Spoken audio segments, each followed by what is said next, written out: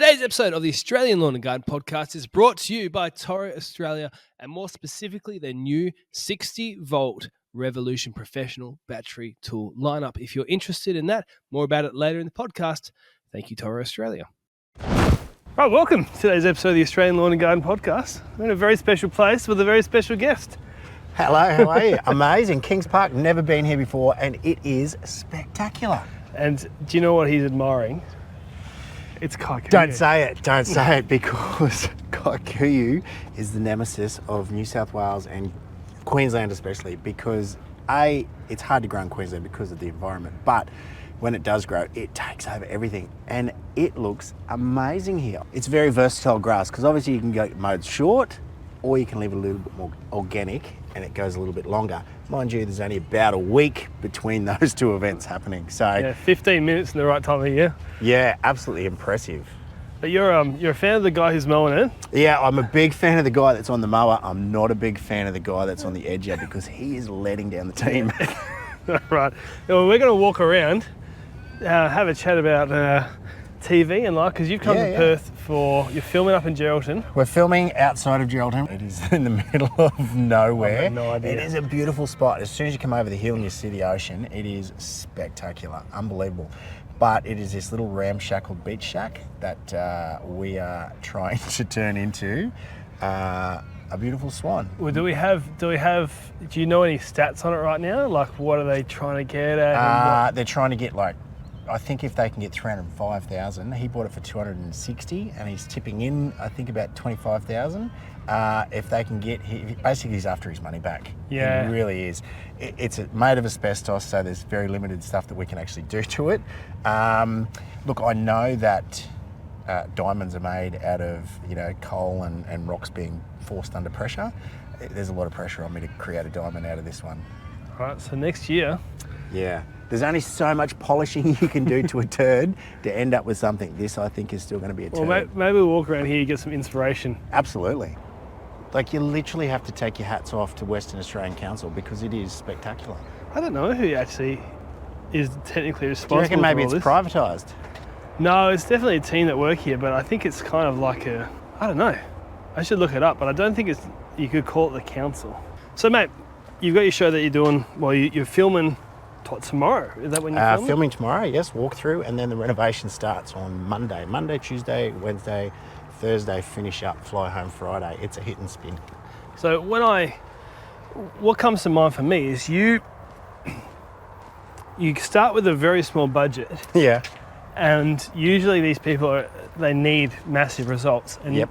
So my feeling is the typical places you get inspiration from, magazines, yep. or they're usually places that have unlimited budget. Yes. And so how do you get inspiration for your ideas? Are you scrolling catalogues? Are you talking to other landscape designers? How do you get ideas? All of the above. Magazines, Pinterest, speaking to other landscapers, walking in places like this to get inspiration as far as plant choices. You've got to try and pick an area that's going to give you bang for your buck. So obviously people, it's the first thing that you see when you turn up to a property, and the outside of a property is the largest room of a house. Unfortunately, Wendy doesn't understand that, and she always takes the budget, and I end up with the less amount. But you can just do so many small things. Literally clean up your garden and give a fresh coat of mulch, and instantly mow your lawn, and instantly your place is going to look so much better. Do your edges straight away. Minimal output as far as dollars wise goes, a little bit of sweat equity, but instant changes. Paint is another one, which is a quick fix, not a huge amount of budget, but it gives you a maximum output for your effort. So you're always looking for just little key areas to focus on. One thing you changed my mind on. Yes. Talking about paint. Yes. Lawn paint. Yeah. Or lawn dyes. Yeah. Because I'm always, as a guy who maintains lawn, yep, I always consider it cheating. It is. Unless it's the middle of winter. Correct. There's some scenarios. But then again, you go, hold on, if you're trying to sell a house and you just go get yourself, I don't know what it costs, $60 bottle of pigment, Absolutely. and you spray it out, and it makes it a little bit like someone's going to pay. If it's just a little bit better, someone's going to maybe pay $1,000 more. Correct. It's all about tweaking the buyer's perception of the house. Instantly, if they start seeing problems from the outside, they walk in and they start looking for further problems. So if I can create an environment on the outside where they go, wow, this looks really good, they're going in with a positive mindset straight away, and they're not then going to start picking on all the little bits that are inside. And grass pigment, honestly, it is cheating, but it's actually okay for your grass, and it makes your property look much better. What do you reckon? What do you reckon about somebody who's, let's say they haven't got much money, Yep. right? They just go and get themselves a sprinkler and a hose. Yep. They've got a month until they're selling. Yep. Grass seed everywhere. Yep. Because often what happens is the grass seed can be a problem further down. It can, honestly. Again, you just got to do what you can do. Probably a month wouldn't be enough, depending on the environment. If you're in like a place like Western Australia, I think you would get germination pretty quickly. But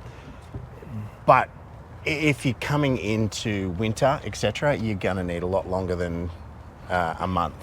So sometimes it's a case of, I would almost recommend get your mower out, put it on the lowest notch down, absolutely scalp your grass and give it a good rake over and lay new sod, and you're going to get a really good result, and your grass will take, and it won't create as many problems as the grass seed that's going to come through down the track.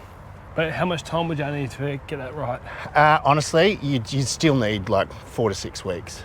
Yes. Yeah. So, and it's a little bit more costly as far as the budget goes. I mean, turf is what, $10 a square metre or $7 a square metre or something like that, depending on what species you get. But yeah, there's so many little things that you can do, but the unsung hero of the garden world is mulch. Tidy up your gardens, remulch your gardens, give your lawns a mow.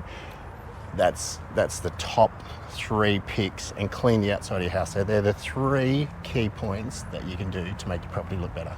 So we literally, we just started talking about the mulch. Literally talked about mulch and about how it can freshen up a property. Unmulched, mulched. You don't even need to have an edge, old school spade edge. That's it. Defines your garden beds perfectly. And they do a very good job here. It's Dennis and Luke approved. Yeah, absolutely. It is good. Double thumbs up. How much of the TV game is smoke and mirrors in terms of the work you put into it? A lot of people don't realise that you're actually legitimately on the tools. Yeah, I've got my hands dirty. I wished I could say that there was a large portion of it that are smoke and mirrors.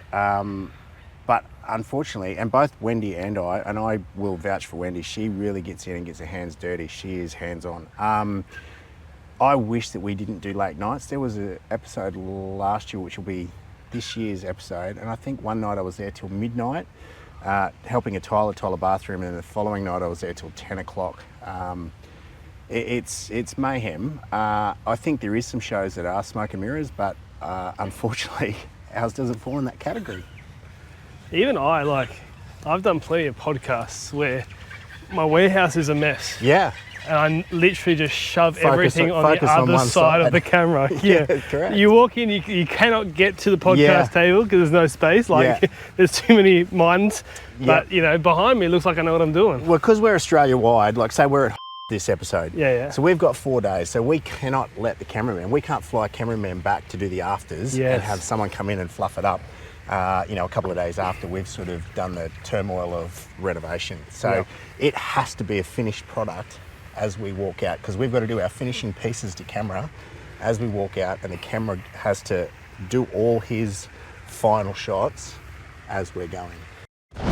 You're looking at getting a new battery tool lineup for your business this spring, have a look at the new Toro 60-volt Revolution Professional Series. I recently had the opportunity to head down to the Brisbane headquarters of Toro, and I got my hands on some of these tools, and I can honestly say that there's some really well-built tools.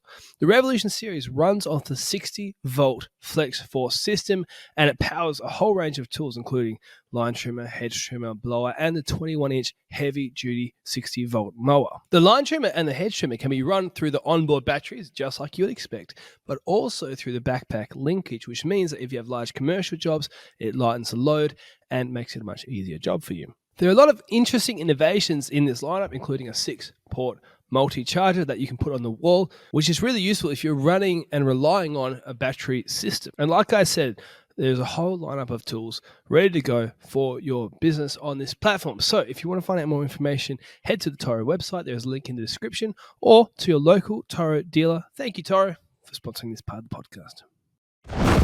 Do you know that Wendy has it's like cheating? She's cheating compared to you. Is that? Yeah, because she gets so much money to spend.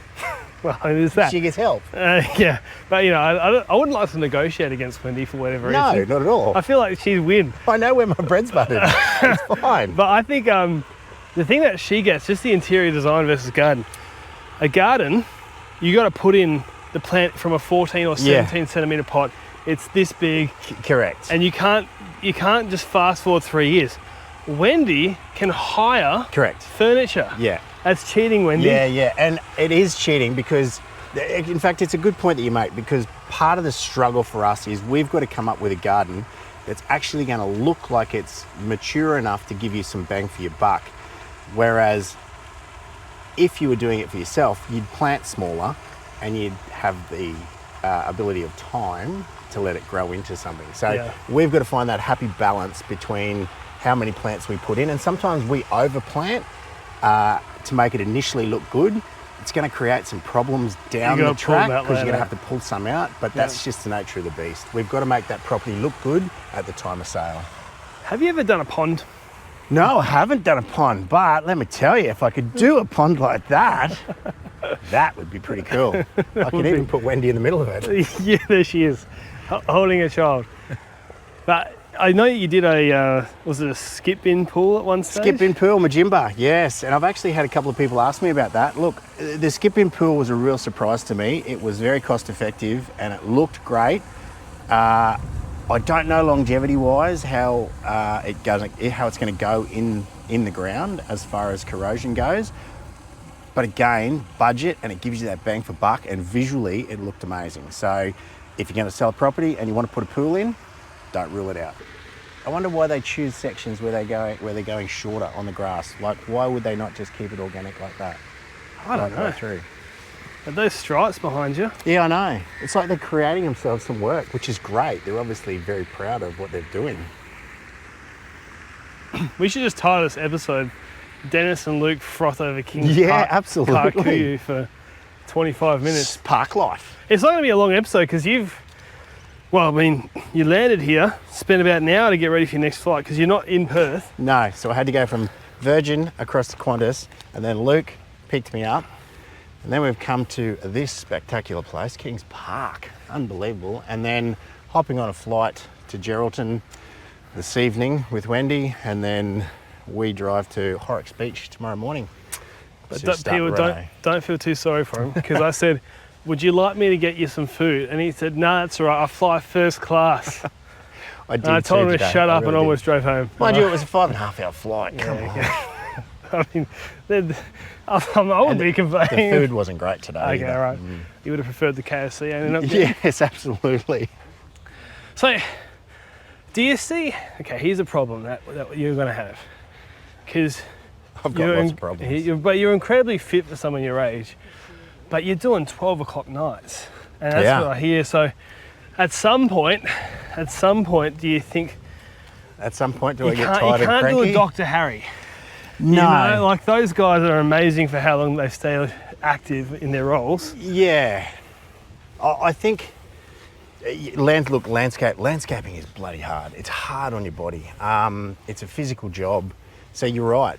Part of the reason why I decided to apply for this job in my mindset was to get myself off the tools and get more into a design consultancy type scenario. True.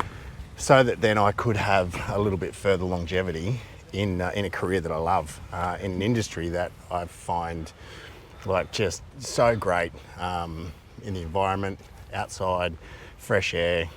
Do you feel like people. Though if you were to do less, because you still work on normal jobs. Yep.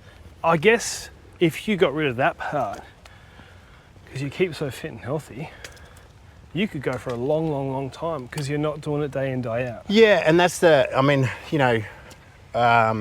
it sounds weird, like we're going into our 5th season, but really I'm not established. Like, once I start doing 5 and 6 and 7 series, that's when you sort of start to get established, I guess, in the career that you're in. So my hope is that, I can then start bringing in some brand ambassadorships and start to concentrate more on myself as, I guess, the number one job, and then everything else becomes a subsidiary of that. So then hopefully I can then employ a couple of extra guys. They can then either run my business because I'm enthusiastic about, producing quality gardens, etc. So that's the end goal, is for myself to be off the tools and have people working and me being a design consultancy, etc. Maybe you start your own YouTube channel. Yeah, maybe I can. Anyone out there? Who knows? I don't know.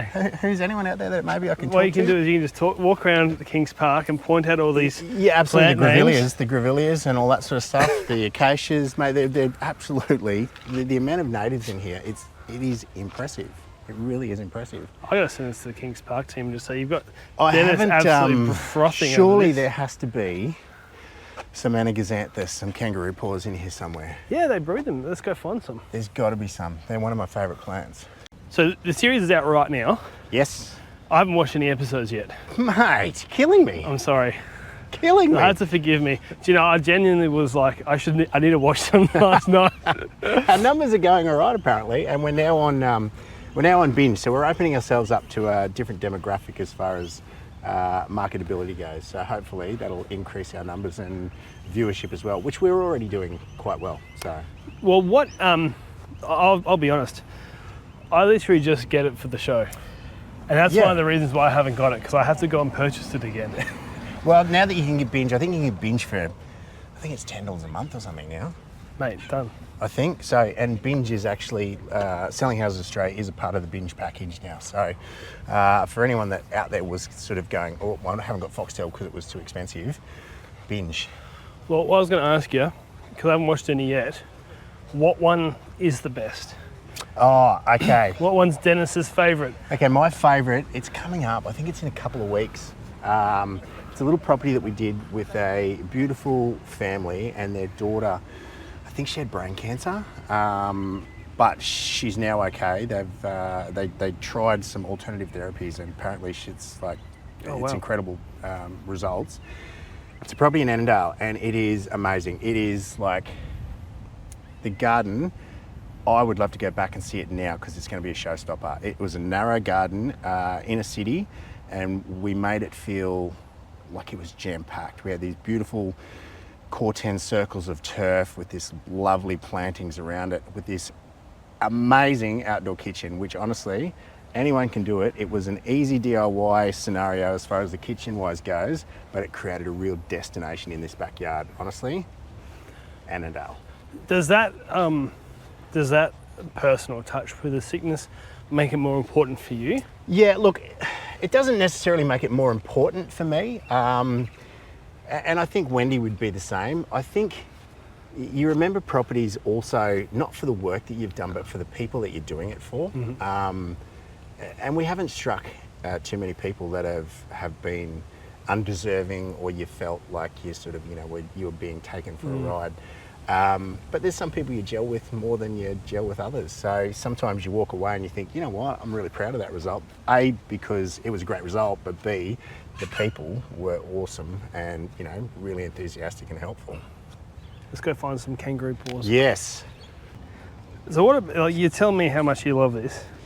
Yeah. So what are you looking for in a plant? You starting again at your house? Oh, well, the first thing you're going to do when you look for a plant is you're going to look for something that's going to survive in the environment, but something that's going to also give you a bit of beauty. But the anaxanthus, it's got beauty, and it's also got just this robust feel and look and texture to its leaf. You just know it's tough, yet it's pretty at the same time. A little bit like me, really. What do you reckon about the painting on the floor here? It kind of spins you out a little bit, but it's actually spectacular. it's obviously based off an Aboriginal art scenario. Do you reckon you'd do this at a house though? Very galvanising. Look, because it's a little bit too strong, but I like it. I think it's beautiful. But would you have it? It's not to everyone's flavour. Unfortunately, sometimes when you're doing houses, you've got to go with the majority rules. So if you think you're going to appease more numbers by being more neutral, that's what you got to do. It is boring sometimes, and sometimes you want to lash out and go, you know what, I'm going to paint this pink, or I'm going to paint it whatever. But you just got to appease the masses. People got to put down in the comments. Yeah. What would you do this at your house? Would you? Would you do this? And give me an option. It is actually beautiful. Well, I mean, it's better than just concrete because essentially that's what's just painted on. Absolutely. But like you say, if you're selling, you probably think differently. But if you're not selling, would you do this at your house? Yeah. Well, look. Well, in saying that, like I have painted concrete to make sure that it is a darker colour, so it doesn't just look like bare concrete. So I would paint to this extent, maybe not. But you know what? You could probably minimise it. You could probably just have your pink flowers, and all of a sudden, if that's going to tie it in with the house, it would actually create a bit of a design element. So it's definitely not out of the question. We're in the truck now, heading back to the airport because that's literally all the time we have before you're flying off. Yes. I was reminded of something because I had Charlie on recently, Charlie Albone, and the thing is, he was in the role that you had before. He left, went to Better Homes and Gardens. Yep. And what happened is when we talked to the first time you were on the podcast, people criticised you because you weren't Charlie. Yes. I brought that up with Charlie and I said, how was it like when Charlie went to Better Homes and Gardens? And he said, I was absolutely criticised because he wasn't Jason. And I found it fascinating because it was almost like human nature is we're just going to criticise anyway. It's just change. I think regardless, you're going to get criticised. But given the fact that it's a change of someone that people are used to and have grown to love and like, it was always going to be a difficult situation. I think mine was made slightly easier by the fact that given COVID, there was almost a 2-year layoff between when Charlie had exited the show and I had entered the show. So it gave people a bit of a mourning process, like to get rid of Charlie and to maybe then give me a go. But at the end of the day, I just said, look, you can still get your Charlie fix, Channel 7, Better Homes and Gardens, give me a go, that's all I ask. Yeah, but I guess it's like emotionally, because you're on TV. Yeah. But it's still criticism. And I feel like people... I think people think that they have ownership of you because you're on TV and they're sort of paying, especially I guess in a Foxtel role, because they're paying for the privilege to watch you. They feel like they've got probably some say in who they need to have on that show. Look, there's been a couple of times when I've really, been affected by it and I really wanted to sort of bite back. But it's a just deep breath in. It's hard. It really is. Yeah, like with the podcast, we've had not a lot, but we've had enough comments where people that, they'll say something like I remember some people say like, "Oh, I might talk over the top of someone." Yeah. Yeah. Well, you're not trying to. No, it's internet calls or it's correct. Misunderstood. You thought they had stopped, and so you start talking, and I think it gets made. It gets highlighted more when you are watching a podcast and you're wanting to hear someone, and then all of a sudden it's just a normal conversation that you're having, that you're trying to record. And the more natural and normal that conversation is, I think the better the podcast actually becomes. So to talk over top of someone or ask a question because you're so excited, I think that's just natural. I think you've got to sort of understand the process of a podcast and just general conversation. So just try to get us killed there. Yeah. Hopefully I do get to Gerald this afternoon. They were indicating and they decided to stop indicating. Yes. Yeah, it's a tough one. Honestly, to talk over someone, it's just a natural process of talking to people, and especially when you've got multiple people talking about a subject that they're passionate about, that they want to try and share some information. It's hard. But it's if you're going to put something out there, you're going to get criticised, especially on the internet, and people know that. Yeah. But when you just got this brand new role and it's like a massive deal, and It'd be tough for both of you. Yeah. And it is funny in a, not in a ha-ha way, but in a kind of, it's a strange world that it works, that both of you were struggling with criticism in your new roles at the same time, basically, Yeah. about the same people. Look, and I think for me, it was, I probably still struggle with it a little bit imposter syndrome. Like, yeah, I've come in and taken over a role that was really established by Charlie, so I feel like I've sort of, and I don't have the horticultural, I guess, kudos or knowledge that Charlie does. Yet my approach is totally different to gardening. I'm a real get in there, get your hands dirty. You know what? If you like it, plant it. It's your garden. You don't have to follow trends. I just want people to get out there and experience gardening. It's a healthy habit for you personally. It's a healthy habit for the world. Whereas I think Charlie's horticultural knowledge far exceeds mine, so I was a little bit apprehensive about that. Do you feel? I do. I feel like there are people in the industry who have a great knowledge and it becomes like a bragging point. Yeah, there's wankers, mate. There's wankers out there that seriously say the Latin names of plants just because they want to make you possibly look like a fool that you don't know what they're talking about. Yeah. Mate, let's just keep it real. Like, if you like something, plant it. Like, there's nothing more simple than that. And it's your garden, and if you like it, who cares what anyone else is saying? They're not living there. Just, that's your space. You do it the way that you want to do it. But if you are going to sell it, you're going to either have to change it and transform it so that a majority of people actually like it, or you might end up with some backlash and people maybe not buying your house. Yeah. So that's where I come in and go, look, I've just got to try and appeal to the masses, and I like to try and do a different design for each house. So, we do try and mix it up. We don't just use the same plants in the same place. So I can't pick up a garden in Sydney and plonk it in Western Australia because it's just not going to work. So yeah, you've got to be mindful of where you are and in the environment that you're at. Well, mate, we'll wrap this up because we've got to get you to the airport. Yes. You're leaving in 50 minutes. Yes. And look out, Oryx Beach. mate, Here we come. We hear that motorbike that just drove past. We'll get you soon. You just get me there safe and I'll be all right. Okay, well, I'm not even sure that's going to happen.